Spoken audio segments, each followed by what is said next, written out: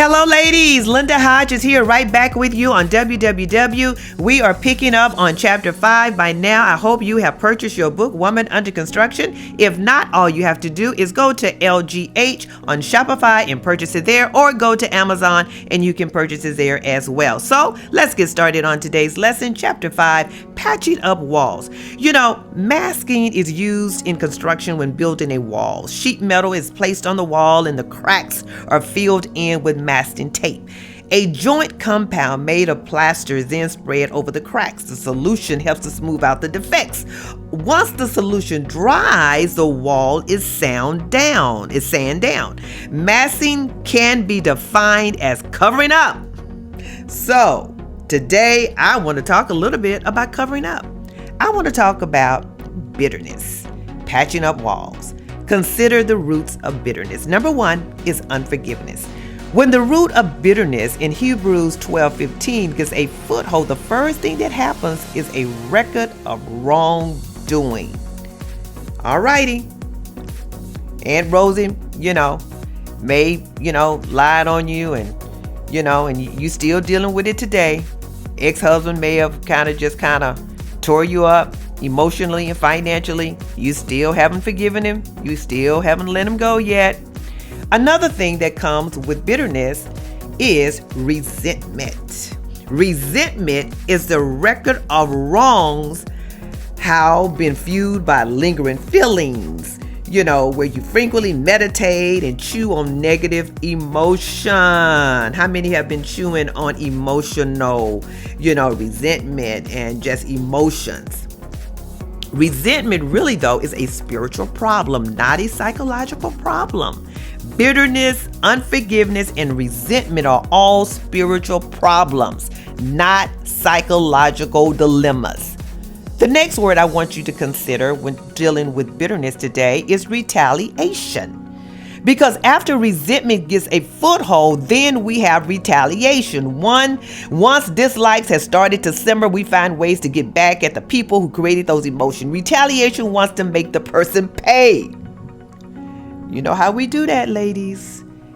It ain't done until you can feel it. Number 4 is anger. Soon after retaliation plants its grip, then anger comes through the open doorways. Unforgiveness, resentment, and retaliation have been brewing, and now real strong feelings of anger appear.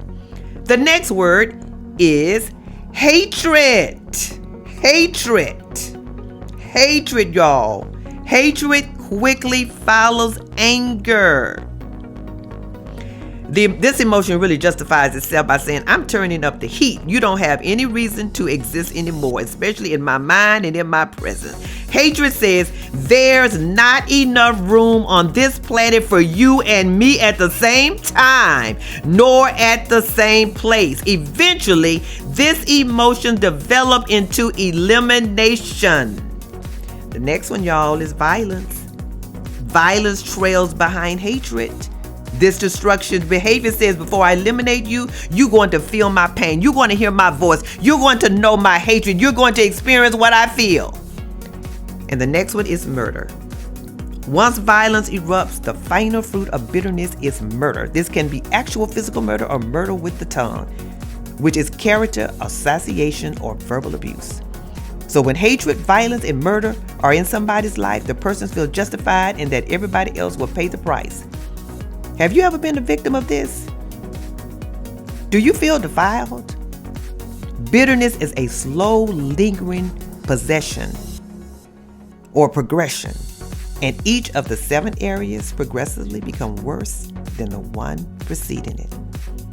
Well, patching up the walls, y'all. That's what we discussed today. Bitterness, the root of bitterness. So, let me give y'all some answers.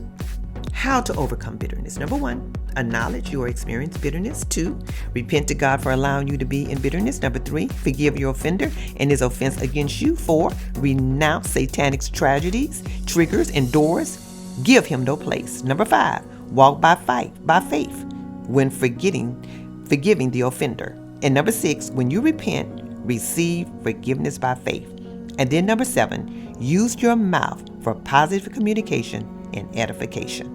Look in the mirror and say, I am not a product of my past experiences. I am not a product of my environment. I am who God says I am. I am not who other people say that I am. I am who God is calling me to be. I am releasing the pause button from off my life. Well, ladies, that has been it. I'm patching up those walls. I see y'all right here on next week. WWW. Bye-bye.